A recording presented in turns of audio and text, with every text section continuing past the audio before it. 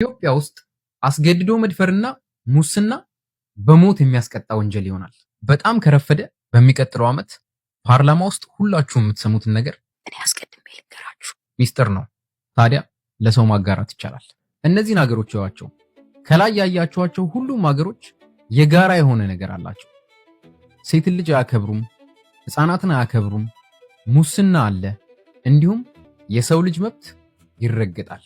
ኢትዮጵያ ውስጥ አስገድዶ መድፈርና ሙስና በሞት የሚያስቀጡ ወንጀሎች ይሆናሉ። ቆይ ላብራራላችሁ። ካብራራውላችሁ በኋላ የምትቃወሙ ሰዎች ካላችሁ በስነ ስርዓት ኮሜንቱ ላይ ተቃውሟችሁ ልትገልጹልኝ ትችላላችሁ። ነገሩ እዚህ ጋር ነው የሚጀምረው። ሀገር በወንዶች ነው የምትገነባው፣ ነገር ግን ማህበረሰብ በሴቶች ይገነባል።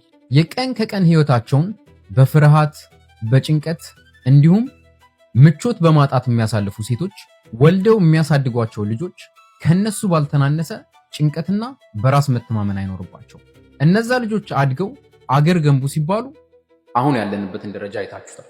አያችሁ፣ አውሮፓውያኑና አሜሪካውያኑ በጥንት ጊዜ በጣም ባርቤሪክ የሆኑ ህጎችና ቅጣቶች ነበሯቸው። እንደዚህ ያለው ጨካኝና ባርቤሪክ ህግ አብዛኛውን ትውልዳቸውን እስከ ወዲያኛው ላይመለስ ቀይሮታል።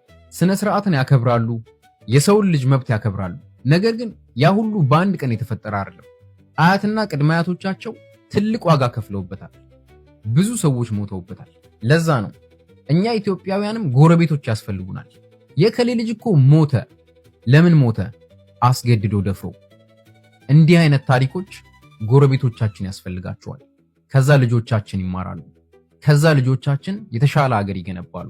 ሙስናና አስገድዶ መድፈር ጓዛቸውን ጠቅልለው ከኢትዮጵያ እስከ ወዲያኛው ላይመለሱ ይጠፋሉ። ሞት ነው ፍርዱ። ትንሽ ጊዜ ብቻ ታገሱ። በጣም ብዙ ሰዎች በውስጥ በኩል ስለ IMF አዲስ ነገር ካለ ንገረን ብላችሁኝ ነበር።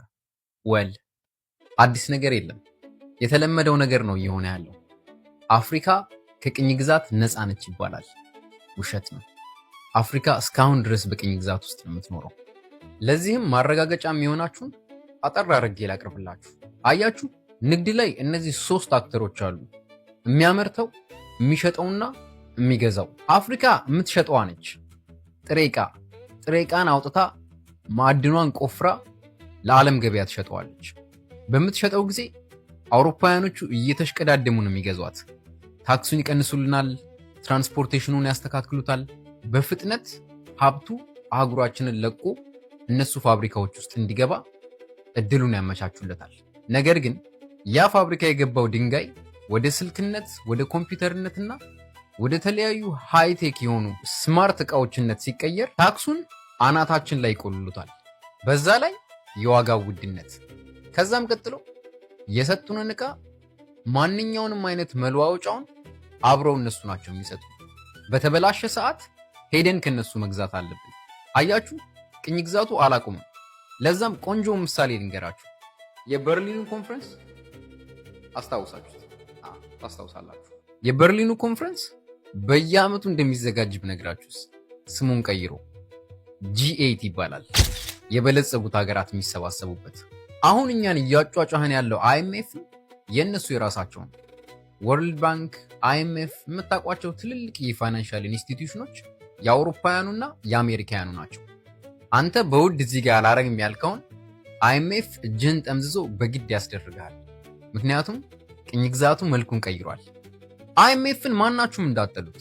ምክንያቱም ኢትዮጵያውያንን ሲያይ ሰዎች አይታዩትም።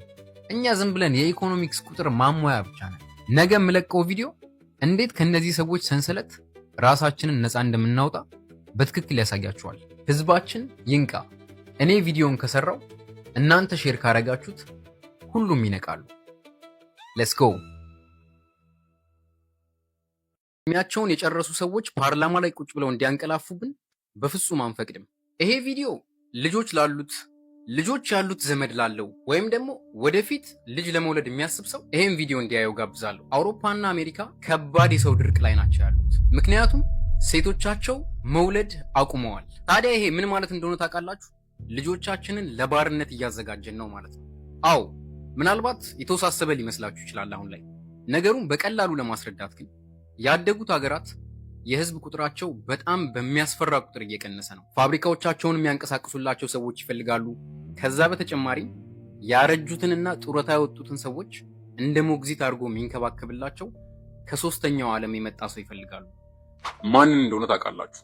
የወደፊት ልጆቻችንን ለወደፊቱ ባርነት ቅድሚያ መልምለው ጨርሰዋል። ይሄ ነገር እኔና እናንተ አይናችን እያየ በፍጹም አይፈጠርም። ምስጋና ለነዛ ዘረ ብዙ ሀበሻ ሴቶች ይሆንልንና እስካሁን ወደፊቱን የሚገነቡ ልጆችን በብዙ ቁጥር ውዶቹ ሴቶቻችን እያመረቱልን ነው። እንደ አውሮፓውያኑና አሜሪካውያኑ አንወልድም አላሉ። ኢትዮጵያ ውስጥ 40% የሚሆነው ህዝባችን ከ20 ዓመት በታች ነው። እድሜያቸውን የጨረሱ ሰዎች ፓርላማ ላይ ቁጭ ብለው እንዲያንቀላፉብን በፍጹም አንፈቅድም። የወጣቶች አብዮት ተጀምሯል። እናንተ የመጀመሪያዎቹ 70,000 ሰዎች ናችሁ። Let's go.